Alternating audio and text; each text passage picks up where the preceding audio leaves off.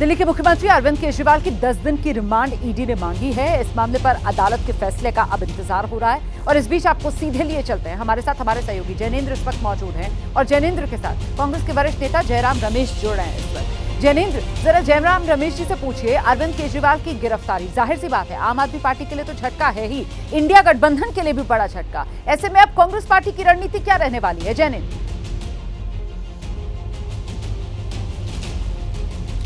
बिल्कुल बिल्कुल रुमाना, मेरे साथ जयराम रमेश जी हैं। सर, अरविंद केजरीवाल की गिरफ्तारी कितना बड़ा झटका है इंडिया गठबंधन के लिए और गिरफ्तारी पर क्या कैसे आप कमेंट करें? मैं तो यही कहूँगा, ये उत्पीड़न की राजनीति का एक मिसाल है, प्रतिशोध की राजनीति का एक मिसाल है और जांच होनी चाहिए।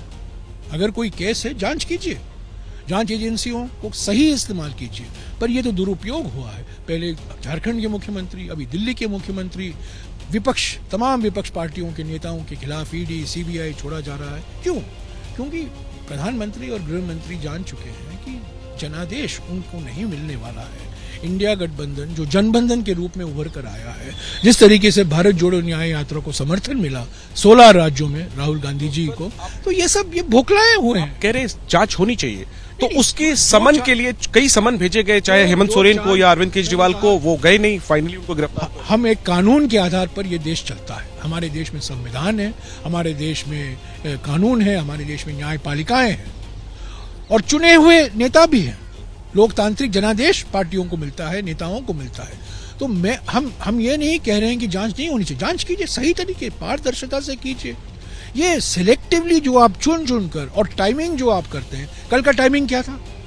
कल हमारे अध्यक्ष सोनिया जी, खड़गे जी, राहुल जी ने प्रेस कॉन्फ्रेंस किया, उसको हेडलाइन दबाने के लिए आपने ये रात को ये ड्रामा रचा गिरफ्तारी का दिल्ली के मुख्यमंत्री का। कितना असर पड़ेगा सर लोकसभा चुनाव पर, खासतौर पे अगर हम दिल्ली की बात करें, गठबंधन जाएंगे, लोग जान जाएंगे कि ये हमारे लोकतंत्र पर एक हमला है, हमारे संविधान पर हमला है। इससे फायदा मिलेगा इंडिया गठबंधन को, इससे सहानुभूति, हमें सहानुभूति मिलनी चाहिए और मिलेगी और हम जनता के बीच में जाएंगे।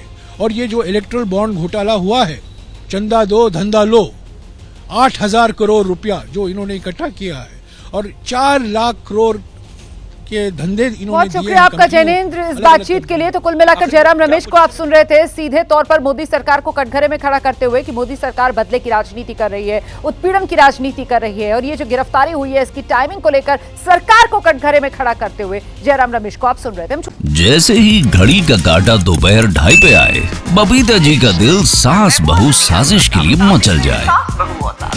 और ये है इनकी बहू, पूरे दिन ऑफिस की टेंशन हो जाए गॉन जब ये करें अपना फेवरेट शो फ्री टाइम पे ऑन।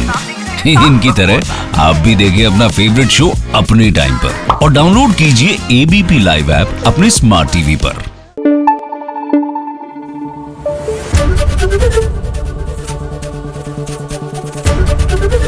एबीपी न्यूज आपको रखे आगे।